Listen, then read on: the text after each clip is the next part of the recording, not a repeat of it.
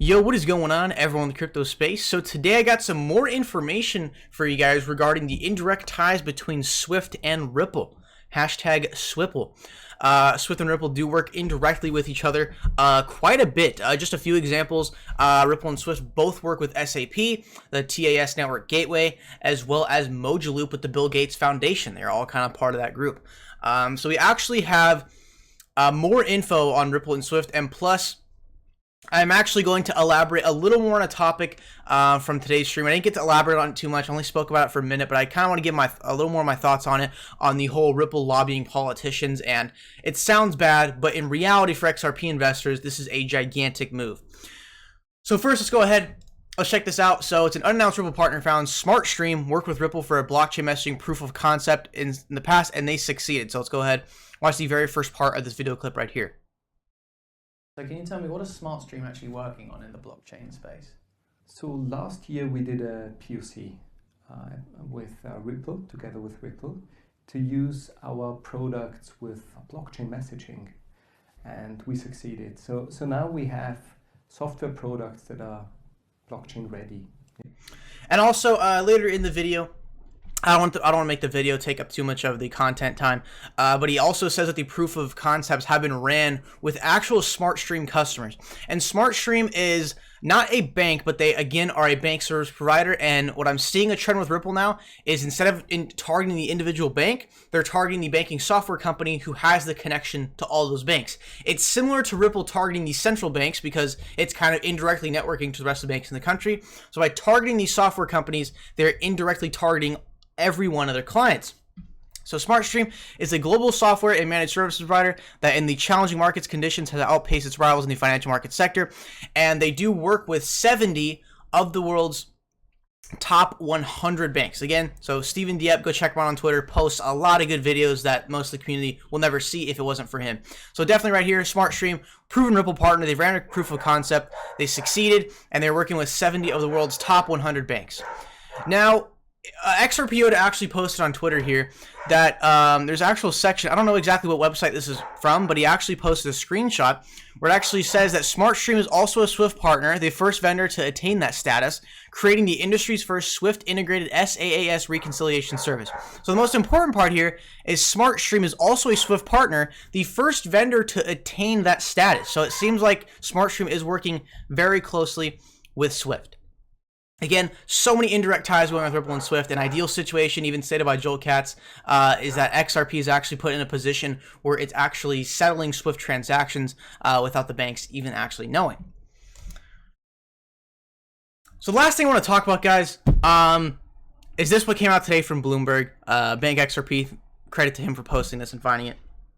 Basically, let me read this to you guys again, because in the stream, I only elaborated on it for like a minute. I don't know why I didn't talk about it a little more, but I think people started to take it like a little, some people, not majority, but some people in the stream took it a little bit negative because, again, lobbying and paying off politicians isn't a very moral thing to do, but sometimes to get stuff done in the U.S. government, that's what it's going to take. So, right here it says from Bloomberg, along with Ripple and the independent foundation RippleWorks, the coalition also includes Coil, a company that will facilitate digital payments for entertainment and content, Hard Yucca, an investment firm focusing on digital assets, and PolySign, a startup that is looking to be a crypto custodian. So all these companies that are all heavily invested on top of the XRP ecosystem. And it says the coalition plans to pay Klein / Johnson about $25,000 a month and 10,000 XRP. Klein said his firm will convert the XRP price to dollars, priced into dollars when it discloses the payment on federal lobbying forms. Larson said it makes him feel better to have lobbyists with some skin in the game.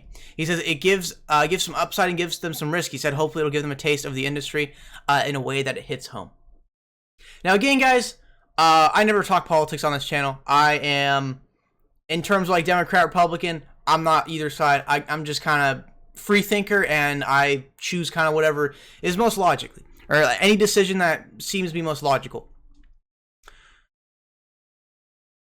But the thing is, though, in politics, I used to be pretty heavy into politics and watching news like from about 16 on, until I really started getting into crypto, and that kind of took over my fascination, is that there is a lot of corruption in government. Any government in the world is going to have some sort of corruption, and that's because money does corrupt people. Large amounts of money and the opportunity to gain large amounts of money based on your position and abusing your power, you are going to gain money. So it is almost a norm in politics for politicians to get paid off.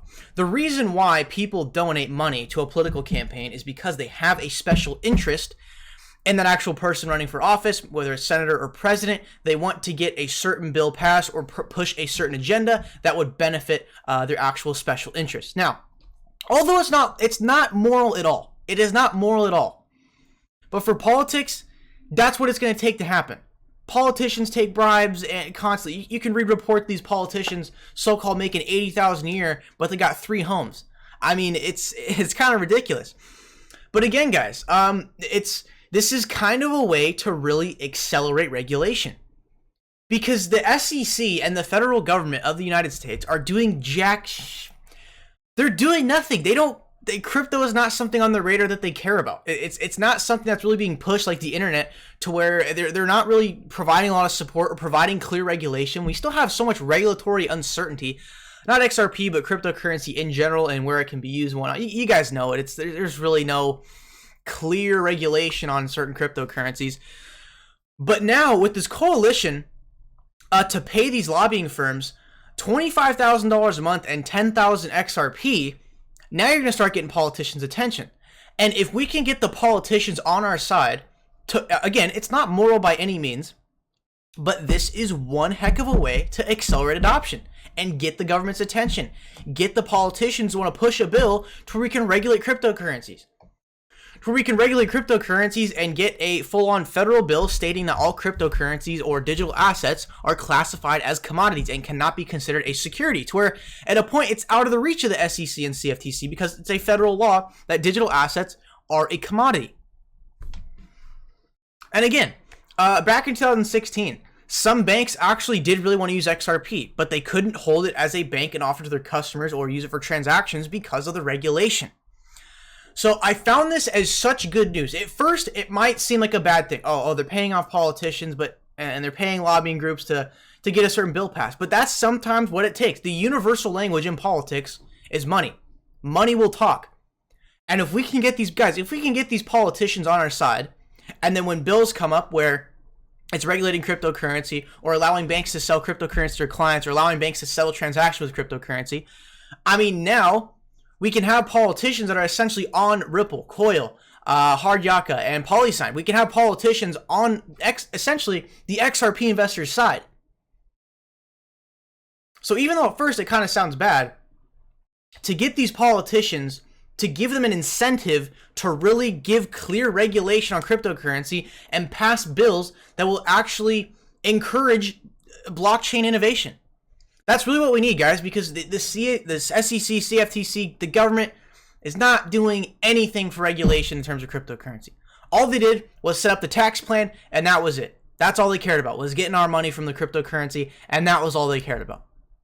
But what the federal government really isn't doing right now is giving us the clear regulation and giving us the good playing field of, okay, here's the regulation, cryptocurrency are commodities. You know, we're going to allow this to be held by banks and sold to customers. We're going to essentially encourage blockchain innovation.